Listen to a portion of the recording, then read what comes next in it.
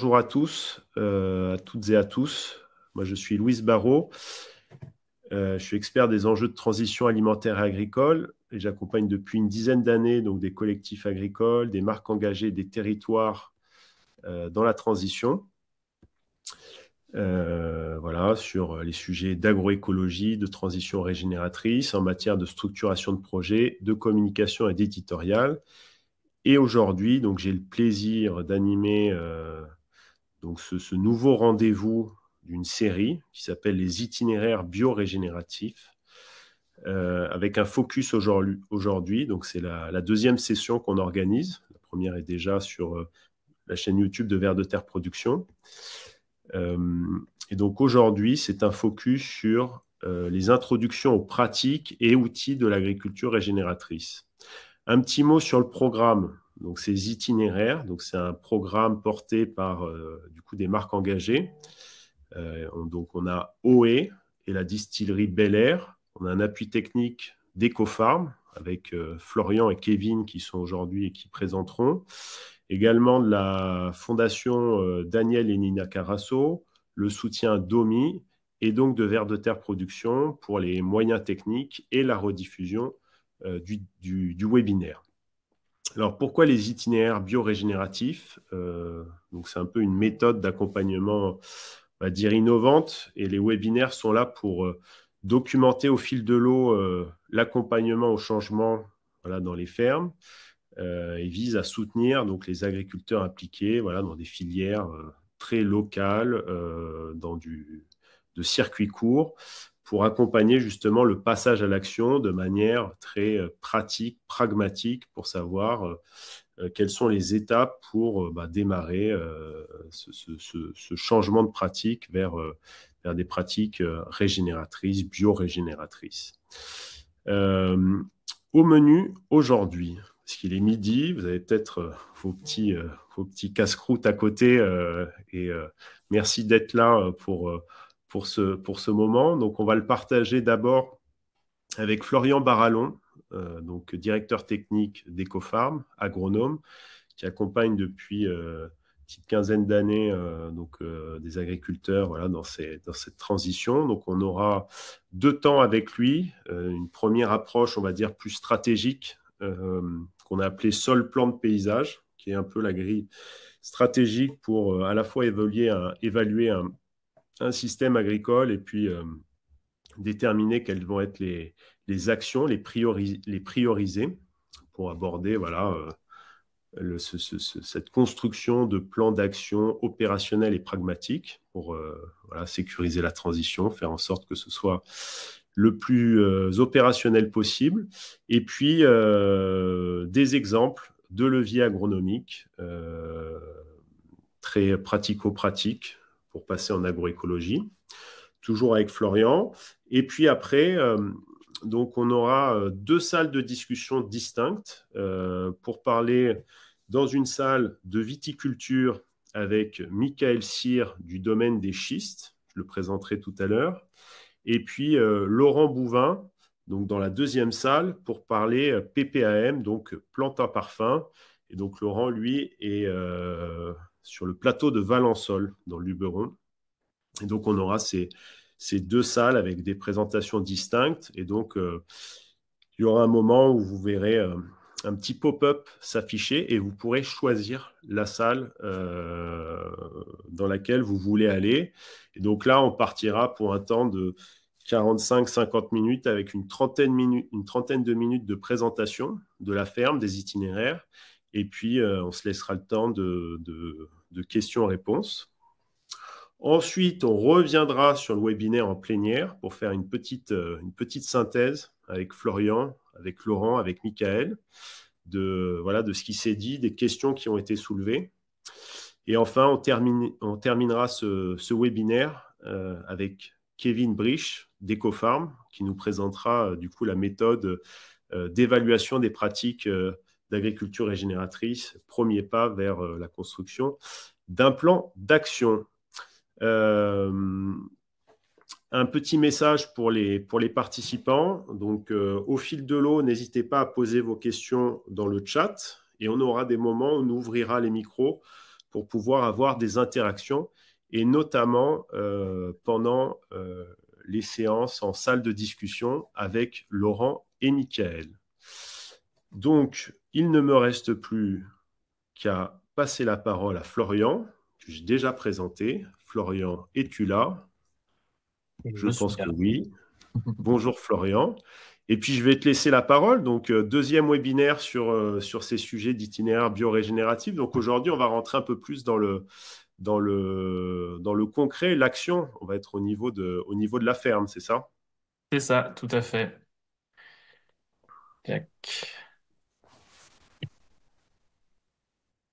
Hop. C'est tout bon, vous voyez bien?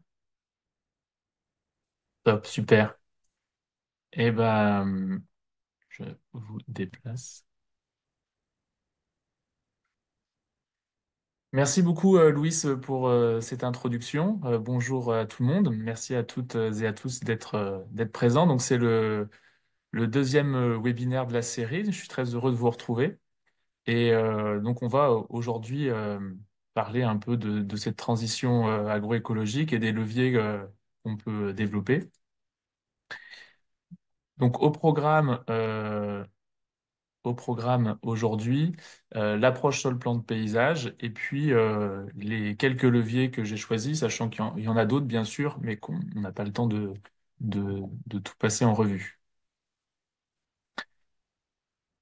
Sur cette approche sol-plan de paysage, eh ben, il s'agit d'abord de penser en fait le système agricole de manière cohérente, en faisant les liens dans le système.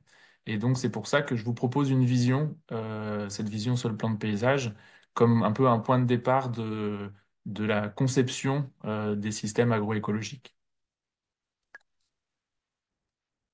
Vous connaissez sûrement Dominique Soltner, donc c'est un agronome qui a écrit notamment à partir des années 70 cette approche-là, qui a commencé à la décrire avec voilà, les bases de la production végétale. Il y avait trois tomes, donc un tome sur le sol, un tome sur la plante et un tome sur le climat. Donc il avait déjà cette approche-là d'abord d'une manière un peu conventionnelle, et puis petit à petit, il a commencé à implémenter de plus en plus d'agroécologie. Et qu'est-ce qu'on voit dans cette approche? Eh bien, on voit qu'il y a que les trois dimensions, elles sont reliées, interdépendantes même, je dirais, et c'est de ça dont on va parler.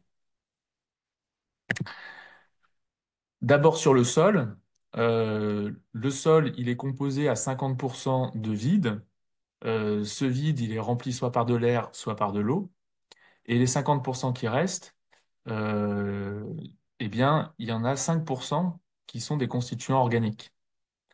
Dans ces constituants organiques, on a 10% de racines et 5% d'organismes vivants, ce qui veut dire que dans un sol, le volume du sol, on a 0,1% qui est constitué d'organismes vivants. Et pourtant, ces organismes vivants sont responsables de la fertilité des sols et de toutes les fonctions du coup qui doivent gérer pour entretenir cette fertilité.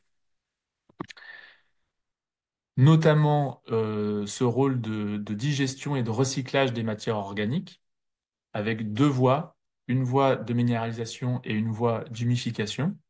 Sur la première, il s'agit tout simplement de dégrader les matières organiques qui arrivent au sol pour remettre à disposition des plantes des minéraux et d'autres briques de vivants.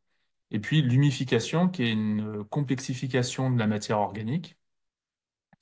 Donc le processus, c'est pareil, hein, c'est les organismes vivants qui vont venir digérer cette matière organique et créer de longues chaînes carbonées.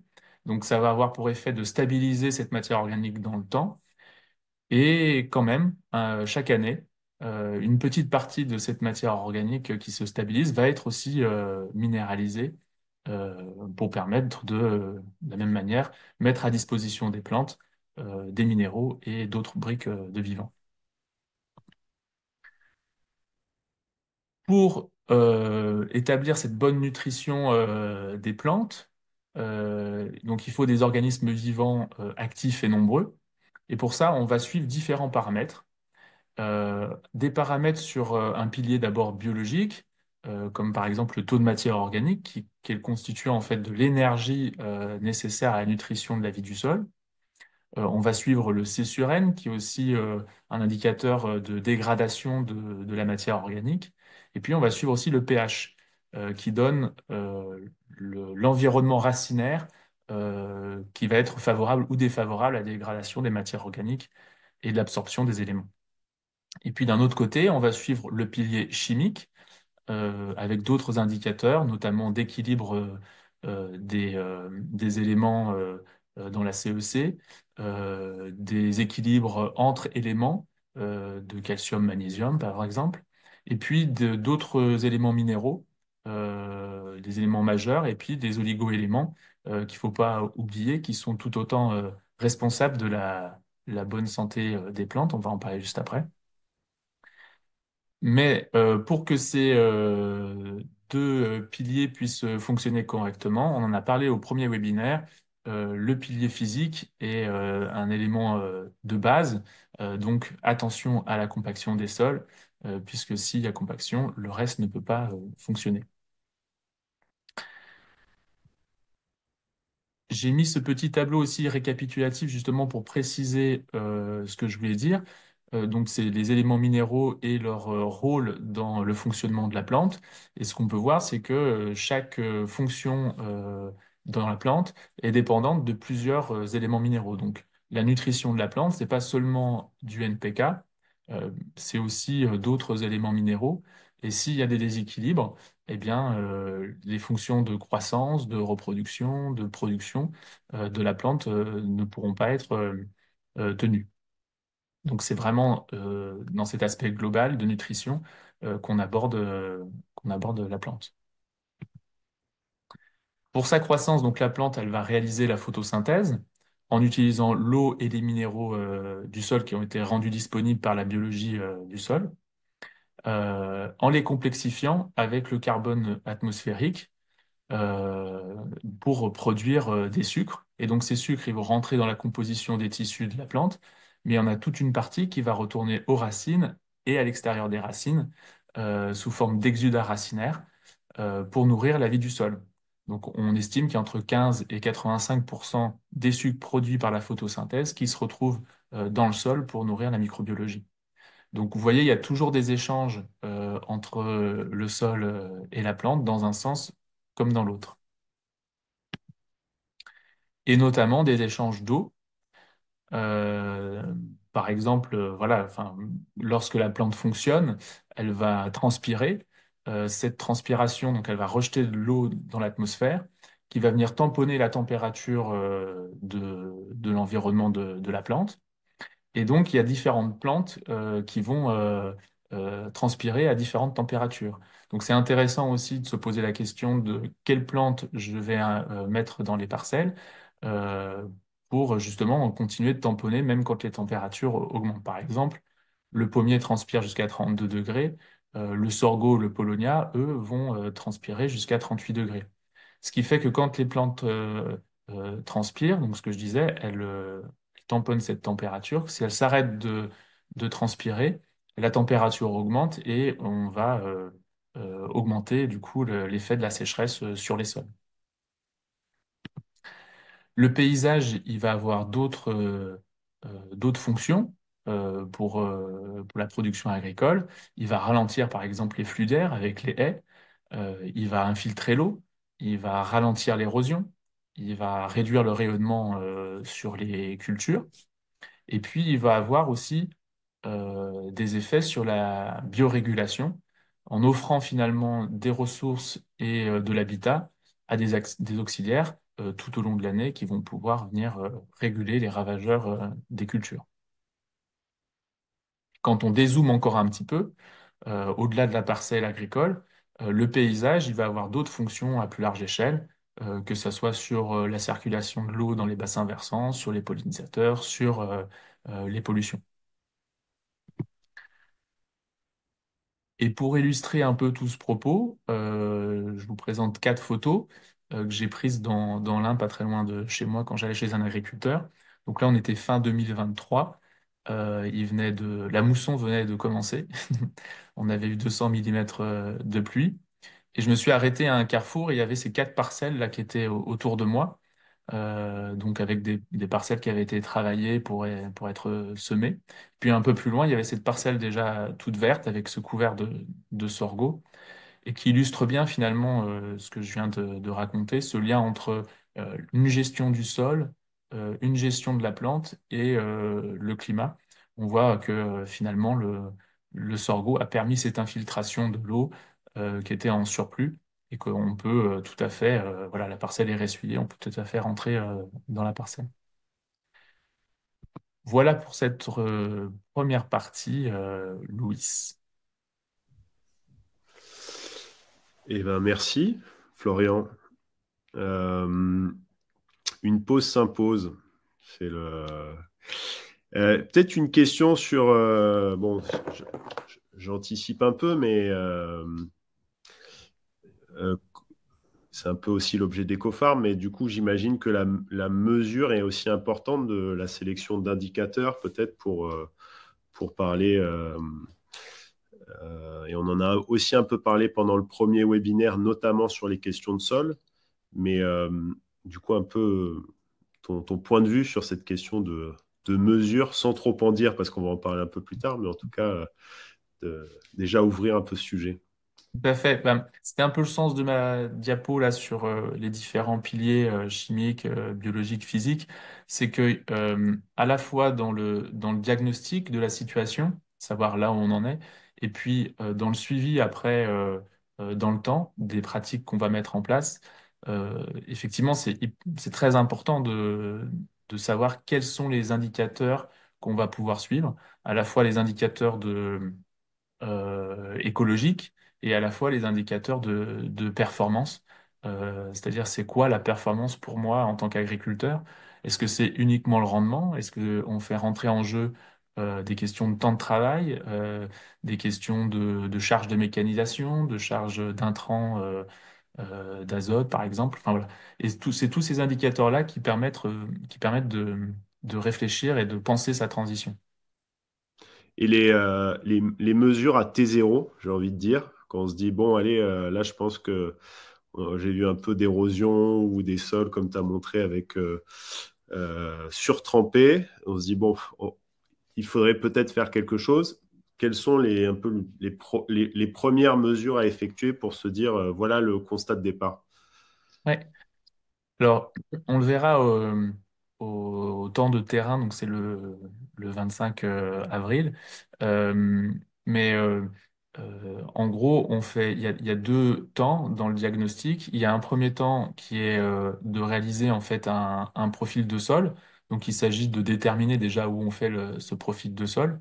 Euh, donc, on va regarder les plantes bioindicatrices, on va regarder la topographie de la parcelle pour décider, voilà, dans une zone un peu représentative de la parcelle, on va réaliser le diagnostic à cet endroit-là.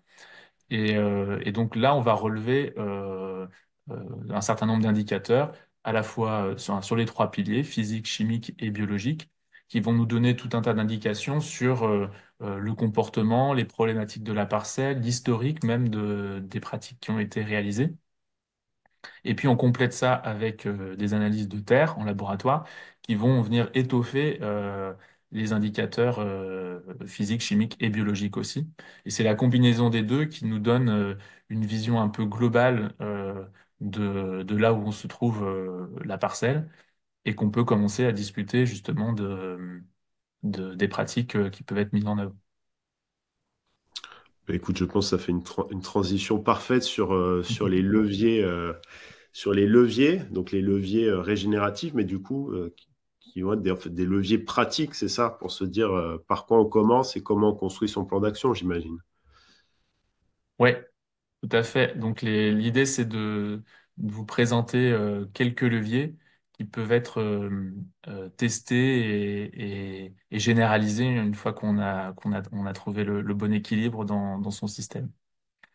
Euh, J'en ai choisi cinq. J'ai essayé de les choisir sur les différentes dimensions de l'approche sur le plan de paysage. Et donc pour commencer, le premier, c'était l'intensité du travail du sol. L'idée, c'est pas forcément d'arrêter complètement le travail du sol, mais plutôt de penser cette intensité-là, de la réfléchir. C'est-à-dire que le travail du sol en soi, c'est pas mal, on en a besoin, il a des fonctions. Par contre, trop de travail du sol peut avoir des conséquences négatives. J'en parlais lors du premier webinaire. En 70 ans, 50% de la matière organique des sols agricoles en France a disparu, a été perdue. Et donc le travail du sol a un impact forcément là-dessus, puisqu'il minéralise et il est responsable de la minéralisation de ces matières organiques. Donc il s'agit de penser vraiment des itinéraires techniques qui réduisent ce travail du sol. Donc là, j'ai mis par exemple, enfin, un exemple de grande culture avec le strip-till, mais ça peut être pensé évidemment sur des systèmes viticoles et en PAM. Et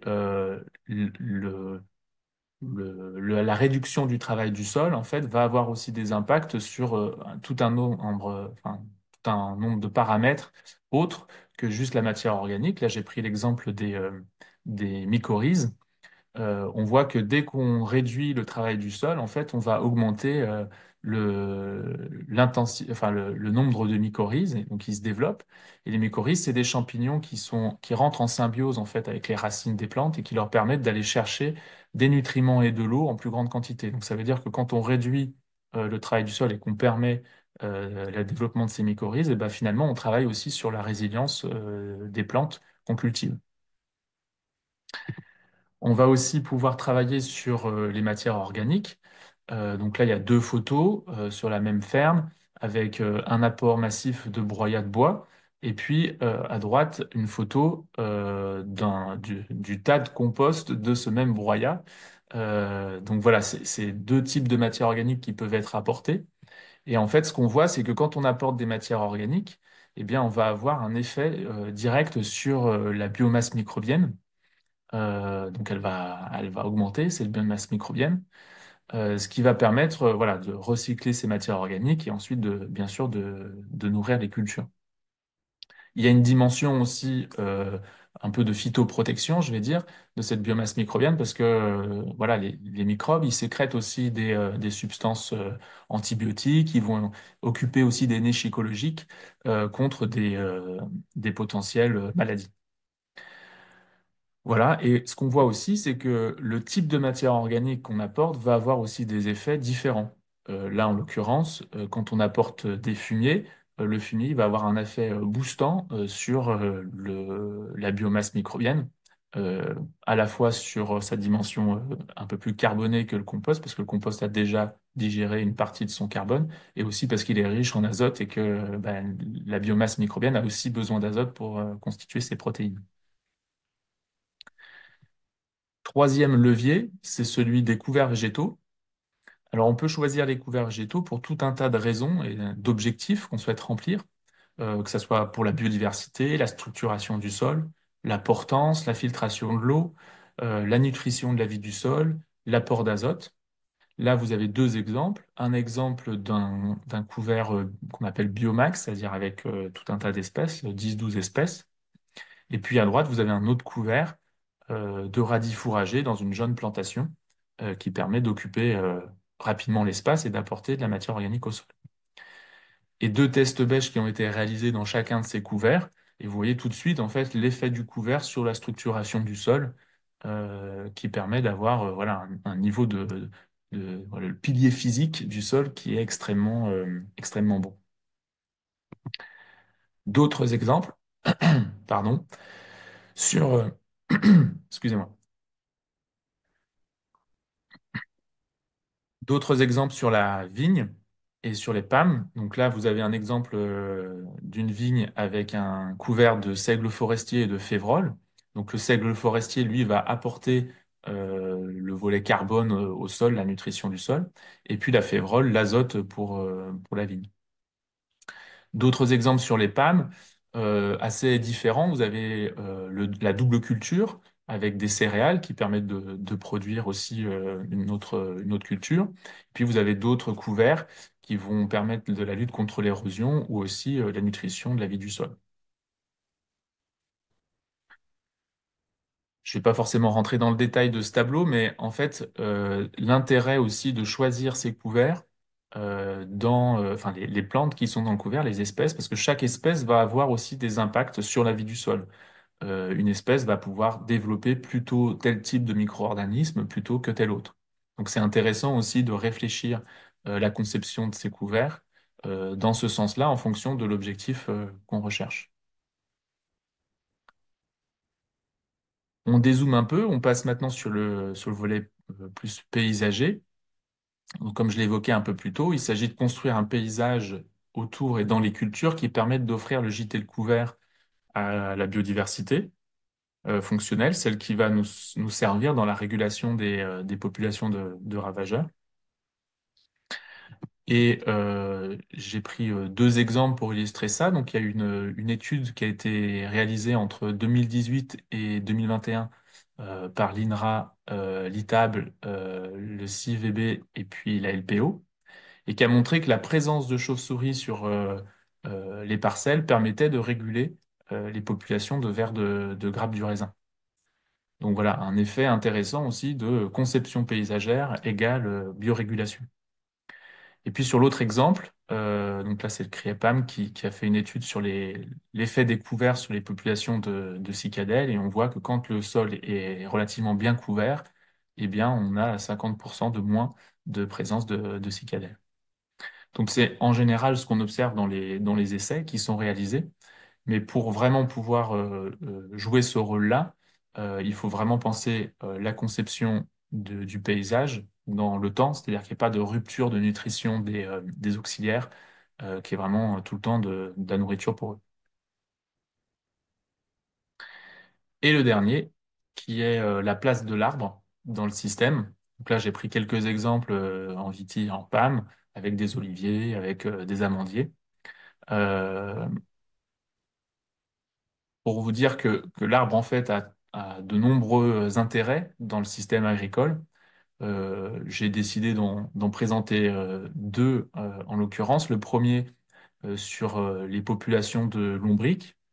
Donc voilà, quand on met en place des alignements d'arbres avec des enherbements au pied des arbres, bah forcément, on va avoir une zone qui est non travaillée, donc on va avoir une augmentation des populations de lombriques, et puis des restitutions de biomasse qui tombent des arbres, des branches, des feuilles, qui vont venir nourrir ces lombriques.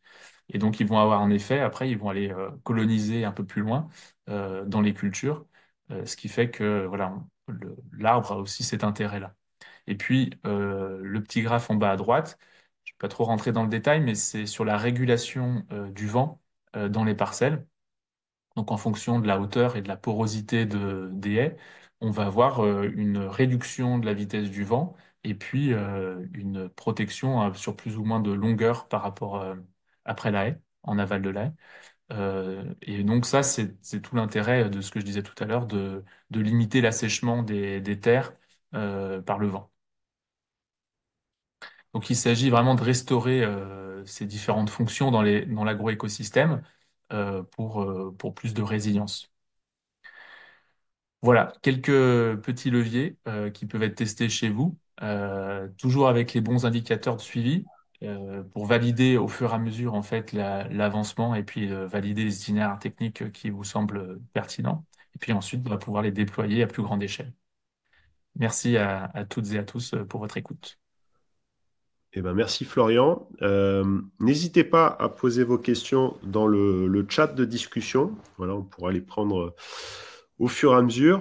Euh, du coup, Florian, quand on a construit le déroulé de ce webinaire, donc on s'est dit, on va allier la théorie à la pratique. Et donc, on a avec nous deux personnes, donc Michael Cyr du domaine des schistes. Donc là, on est en viticulture dans les Pyrénées-Orientales, à Estagel très précisément, sur une cinquantaine d'hectares, voilà, avec des cépages locaux qui sont produits, Grenache, Carignan, Macabeu, des pratiques agroécologiques qui se sont mises en place à travers le temps. Donc depuis, moi dans mes chiffres, j'ai le domaine certifié en agriculture biologique en 2015 avec une conversion qui s'est faite sur 5 à 6 ans, mais du coup, Michael va nous détailler tout ça. Et puis, des pratiques agroécologiques qui se sont mises en place petit à petit, avec la couverture végétale, par exemple. Et puis, un enjeu fort dans les Pyrénées-Orientales,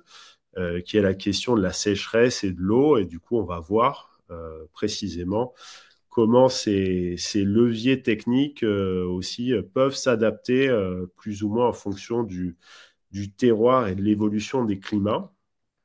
Et on a aussi avec nous Laurent Bouvin, donc là sur les plantes à parfum, PPAM. Bonjour. On est du côté du bonjour Laurent, on est du côté du plateau de Valençol dans le Luberon. Donc là, on est sur 90 hectares aussi. Bon, tu détailleras, donc je fais la petite introduction, mais il y a du lavandin, de la lavande.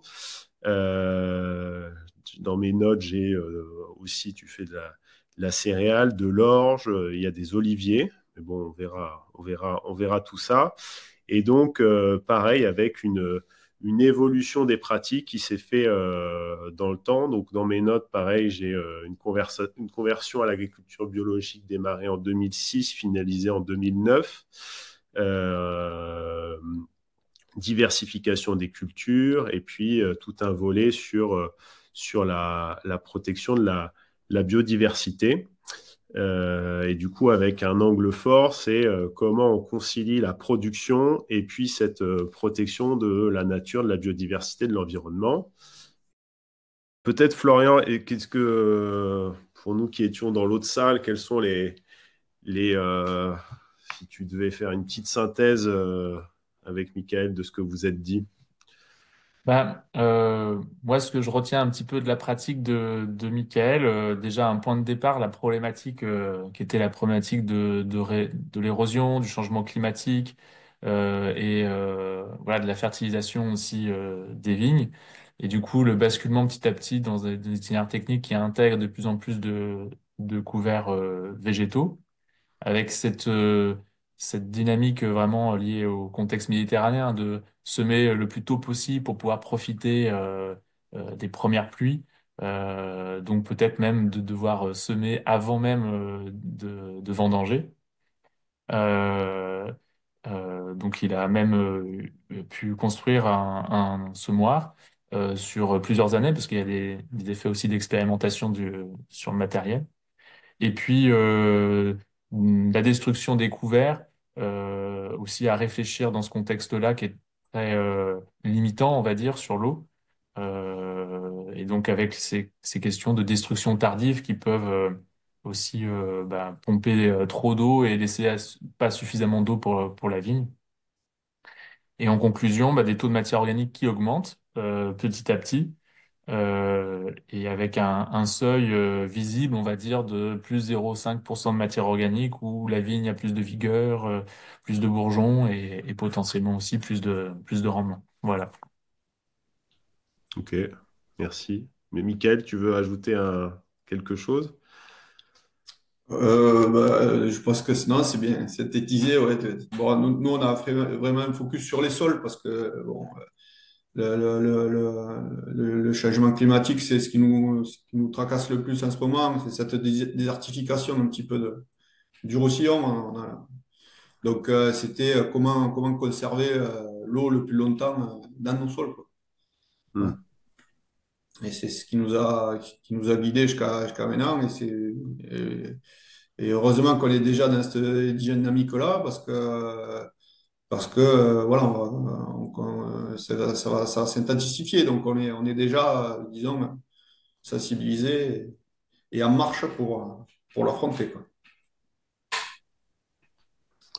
Et si tu avais un conseil à donner pour des viticulteurs qui voudraient se lancer? Euh, Regardez votre contexte. Moi, c'est un contexte méditerranéen et il y a aucun. Enfin, on ne peut pas transposer un système avec une pluviométrie différente dans mon contexte. Mais je pense qu'en agriculture, voilà, un paysan, il est prudent et il regarde autour de lui, il observe, il analyse et il faut pas prendre vraiment des systèmes d'une autre région et faire une translation sans rien toucher parce que ça marche jamais, quoi. En agriculture, ça marche pas. Eh ben, merci. Alors, je vais faire une petite synthèse avec Laurent. Je veux bien que tu te- je ne te vois pas, mais hop, pour avoir ton micro. Ah, voilà, tu es là, Qui... je te vois. Euh, Moi, alors, tu vas me compléter, mais moi, ce que j'ai, si je devais faire un chapeau de notre échange, donc toi, c'est assez diversifié, c'est ce que j'avais dit en introduction au niveau des cultures qui sont présentes, parce il y a de la céréale, il y a de l'olivier, etc. Et puis, plus précisément sur les sujets de lavandin et de PAM, tu as présenté un outil, le Binofaka, que tu as conçu, qui permet à la fois bah, d'être sur des itinéraires techniques avec quand tu peux, c'est des couverts spontanés, mais sinon c'est de sursemer avec d'autres plantes au milieu de ces lavandins, et puis d'avoir en fait cet outil que tu as conçu permettant à la fois de biner autour des plants de lavandin et de garder en fait cette couverture qui va nourrir le sol et protéger. Et il y a aussi cet exemple très frappant entre le voisin et chez toi qui a été montré, notamment sur la documentation de cette attaque de, j'ai plus le nom du papillon, mais Noctuel, aussi noctuel. qui a fait que bah, du coup, d'un côté, tu as pu avoir la récolte et à côté, bah, ça a été totalement perdu. Donc, c'est les choses qui m'ont frappé. Je te laisse plus techniquement voilà, nous raconter un petit peu ces sujets. Là maintenant? Non, Ouais, mais non. en quelques mots, là, Donc, il a bien pour résumé quand même. consolider, on va dire. Techniquement, quoi, sur la machine, la Binofaka, comment elle Sur la fonctionne? machine et l'itinéraire technique autour de cette machine. Ouais, ben, le principe de cette machine, de toute manière, c'est de toucher le moins possible au sol, hein. Dans ce qu'a dit Michael en viticulture, c'est exactement les mêmes problématiques qu'on a ici. Et donc, le problème à la base, c'était d'arriver à maintenir des couverts enherbés entre les rangs de lavande. Alors déjà, comment maintenir ces couverts enherbés? Déjà, comment avoir des couverts enherbés dans les conditions méditerranéennes de plus en plus difficiles? Déjà, donc jouer sur le couvert spontané, partant du principe que les plantes spontanées sont celles qui sont le plus adaptées à notre contexte pédoclimatique. Euh, Voyant que le broyage est très énergivore, finalement le Rolofaca, c'est pas mal parce que ça consomme rien, ça couche la végétation. Euh, que craignent les lavandes finalement, c'est d'avoir une concurrence en lumière, ça ne le supporte pas du tout. C'est des plantes très frugales, donc si on couche la végétation, ça suffit. Donc Rolofaca, faire une machine avec des Rolofaca, c'était déjà pour le couvert une bonne option. Je regrette absolument pas. Et puis, puisqu'on a une machine avec des Rolofaca et puis qui en l'occurrence enjambe 3 rangs de lavandin, faisons sur ce châssis des lames qui viendront juste sarcler au minimum au pied des lavandes pour quand même qu'il n'y ait aucune concurrence d'herbes qui viendraient se mettre à pousser dans le rang de lavandin. Et donc des lames batelier qui scalpent, mais vraiment à 2 centimètres de profondeur, pas plus, pour désherber sous les lavandes. Et voilà, c'est tout. Il faut surtout pas chercher à faire plus. Moi, j'ai travaillé avec des collègues, notamment en bio, qui ont travaillé sur leur bineuse pendant 15 ans, à savoir comment mettre des dents, plus, moins, des intercepts, des machins et tout. Mais je les envie pas du tout. Je regrette pas d'avoir parti d'une feuille blanche, d'avoir recréé quelque chose qui vraiment correspondait à mes besoins. Et, euh, et ben ça marche, ça. Elle marche très bien cette machine et je fais tout avec ça depuis l'année de la plantation où elles sont toutes petites, toutes fragiles. Alors je passe moins vite évidemment. Et puis je me laisse pas gagner. En bio, faut anticiper. Le plus difficile c'est l'année de la plantation et l'année qui suit. Mais après, j'en viens. Les lavandes font leur place. Elles sont dans leur milieu. Elles sont plus concurrentes que le reste et elles nettoient elles-mêmes le rang. Donc ça marche super bien, quoi. Et si tu Voilà. avais un conseil, même question que pour Michael, pour personnes qui hésitent encore un peu à passer le pas, ce serait lequel?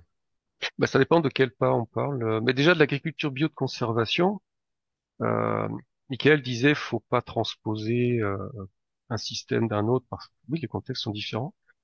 Mais l'agriculture bio de conservation est faisable partout, dans tous les milieux. Et ça, dans notre groupe de travail qu'on a en région PACA, on l'illustre bien.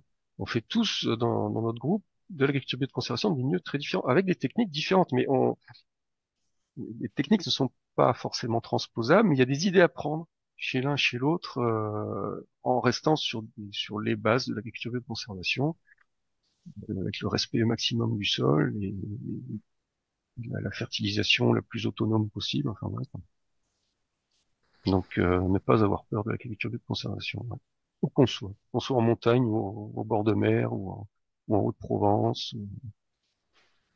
Voilà. Et être en groupe aussi, Oui, parce oui, que ça aide.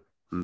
oui, oui. Il y a des groupes dans toutes les régions. Donc, ce qui n'était pas le cas effectivement quand nous on a été pionniers, on se sentait seul. Voilà, c'est ça. Aujourd'hui, il y a des groupes de partout. En tout cas, par les grabs, ça c'est certain qu'il y en a, et puis pas que. Ok. Eh ben, écoutez, merci messieurs. Et puis, on va passer à la fin de notre webinaire avec Kevin pour la présentation de Ecofarm et des diagnostics d'évaluation. Eval Regen Flash. Je crois que je n'ai pas écorché le nom.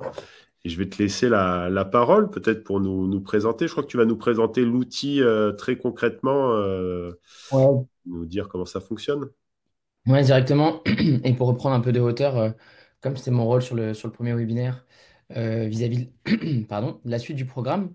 Donc le prochain webinaire qu'on aura, ça sera un webinaire pardon, pour répondre encore plus concrètement, on va dire, aux problématiques des participants du coup sur les différentes étapes.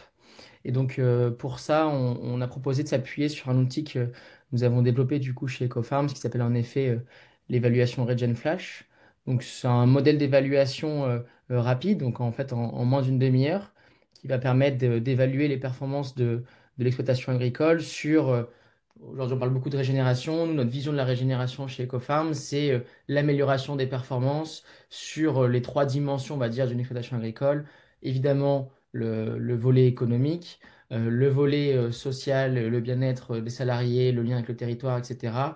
Et puis évidemment le dernier volet, un volet plutôt environnemental, agro-environnemental, sur des sujets de climat, de biodiversité, etc. Donc en une demi-heure, c'est être capable de savoir justement pour les agriculteurs et agricultrices présents et qui feront cette évaluation-ci, savoir un peu avoir une première approche, on va dire, des performances de son entreprise sur ces trois volets-ci, pour que par la suite, année après année, par ces indicateurs clés, on va dire forts, on puisse suivre l'évolution et bien cette démarche de régénération sur les fermes. Et nous, ce qu'on fera du coup, c'est que entre ces deux webinaires, on laissera du coup le temps aux agriculteurs de se lancer, de s'inscrire. On récoltera les informations et puis on fera une restitution, on va dire, un peu groupée pour identifier justement les points forts et possiblement les problématiques qu'on a détectées sur les exploitations présentes pour derrière vous proposer des solutions d'action. On vous fera intervenir différents experts pour vous présenter justement des leviers sur les différentes problématiques communes qu'on aura détectées au sein du groupe. Évidemment, les résultats resteront individuels, resteront individuels, on va dire, et resteront pour les agriculteurs inscrits. Donc, je vous présente en quelques minutes, juste pour que tout le monde puisse voir un peu à quoi ressemble l'outil, pour que ce soit clair et qu'on ne perde pas de monde en cours de route. Alors, attendez, je vais partager du coup mon écran. Hop, partager. Hop, parfait. Et partager. Vous voyez bien mon écran? Super. Donc c'est une plateforme assez simple, hein. Donc ce qu'on vous propose, sur une plateforme qu'on utilise nous pour l'accompagnement des agriculteurs et agricultrices dans leur démarche. Donc elle s'appelle du coup transition.ecofarms.co, donc la plateforme Ecofarms Transition, sur laquelle on va pouvoir se créer un compte. Moi évidemment j'ai déjà un compte, donc je rentre mon adresse email, je rentre mon mot de passe et du coup je vais pouvoir découvrir la plateforme dès qu'elle a fini de charger. Et donc là, on va pouvoir retrouver les différentes fonctionnalités clés qui sont disponibles. Donc, il y aura une première étape où il faudra créer son exploitation agricole. En l'occurrence, moi, j'ai déjà pareil une exploitation agricole inscrite. Donc là, sinon, il y a un petit bouton sur lequel vous pourrez inscrire et du coup rentrer les informations sur votre exploitation agricole. Et puis, si je reviens du coup sur la démarche proposée, c'est de du coup calculer via le calculateur qu'on a développé en moins de 30 minutes du coup les performances de son exploitation agricole sur les trois dimensions qu'on a présentées ici. Donc, je présente rapidement à quoi ressemble le questionnaire, donc quelque chose de très, très didactique, hein. Là, on vous demande de remplir des informations hop, très simples sur votre exploitation, sur votre adresse email. Donc, moi, je rentre mon adresse email, hop, .co. On vous présente les petits documents qui peuvent vous être utiles pour vous aider à remplir les différentes questions et indicateurs que l'on va mesurer. Et ensuite, on rentre sur un questionnaire assez classique, encore à nouveau quelques questions pour bien prendre en compte l'exploitation agricole sur laquelle on travaille. Donc, par exemple, 22 hectares avec une culture annuelle, on fait de la viticulture ou du PAM. Donc, on va dire, par exemple, 18 hectares. Hop. Et ensuite, on rentre directement sur les différentes questions très pratiques. Est-ce que vous avez déjà réalisé des analyses de sol? Oui, non. Et puis ensuite, des différentes questions. Voilà, donc c'est ce qui prend, cette partie-là prend entre 25 minutes et 35 minutes, on va dire. Voilà, vous pouvez répondre. Et donc à la fin, vous pourrez directement, si je rebascule sur la plateforme, attendez, parce que du coup, évidemment, je vais prendre le temps de... hop, pardon, je ne vois plus. Voilà, hop, je rebascule. Je retrouve directement derrière les scores sur la plateforme avec mon score global et mes scores du coup sur les différentes dimensions avec le détail de mes scores sur les différents indicateurs évalués. Et donc nous, on vous enverra aussi par la suite encore en cours de développement du coup un rapport un peu plus détaillé du coup avec les informations, etc. Mais en tout cas, c'est sur ces éléments-là qu'on pourra se baser pour faire une analyse du groupe et faire ressortir les problématiques au prochain webinaire. Voilà pour moi, Louis. Eh ben, merci Kevin. Et à partir de ces résultats, donc j'imagine que ça se transforme en plan d'action, c'est ça? Tout à fait. Donc là, l'idée, c'est vraiment de permettre aux producteurs d'avoir une première approche un peu où est-ce qu'il en est, on va dire, au niveau de sa ferme sur ses résultats, et pour ensuite justement enclencher une réflexion, identifier les points forts, les points faibles de l'exploitation, sur quels enjeux seraient à travailler, pour ensuite venir chercher sur différentes solutions. Donc pareil, je ne vous ai pas présenté là, mais sur la plateforme, vous trouvez différents catalogues de solutions, de ressources pour justement essayer de vous améliorer de façon un peu indépendante, en toute autonomie. Et puis finalement comme peut-être le présenter Michael, Laurent, vous appuyez sur soit des groupes, soit des accompagnants indépendants ou via vos organismes autour de vous pour vous accompagner dans justement quelles sont les actions prioritaires à mettre en place, etc. Voilà, donc c'est une première étape. Eh ben, écoute, merci Kevin. Prochain webinaire, donc c'est le 17 avril, donc c'est fin de semaine prochaine. De quoi on va parler, Kevin? C'est la suite de ça? Ouais, c'est la suite logique. Voilà, pour rappel, ça va être ça qu'on va vous demander à chacun de remplir ce petite évaluation flash pour être vraiment le plus pertinent et voilà, approprié possible par rapport à vos besoins, vos problématiques, sur lequel on vous mettra en regard de problématiques des experts pour vous présenter des solutions très concrètes voilà, sur ces différents enjeux qu'on a identifiés sur le ou les groupes, parce que possiblement on identifiera des choses pour la VITI, pour les PAM, et du coup on mettra en avant différentes solutions. Ok. Eh ben, écoute, merci beaucoup. Merci à tous. Merci Mickaël, Laurent, Florian d'être intervenus pour ce webinaire passionnant. Et puis, merci à tous les participants, aux échanges et aux questions qu'on a pu avoir. Et puis, on se donne rendez-vous le 17 avril pour la suite. Et il y aura aussi un temps terrain, Florian, qui va arriver et qui sera également documenté. Voilà, pour qu'on ait à la fin de cette série de webinaires vraiment le pas à pas d'un démarrage de changement de pratique vers l'agriculture bio-régénératrice. Je vous souhaite une bonne fin de journée et puis à très bientôt. Merci, au revoir. Merci, au revoir. Au revoir.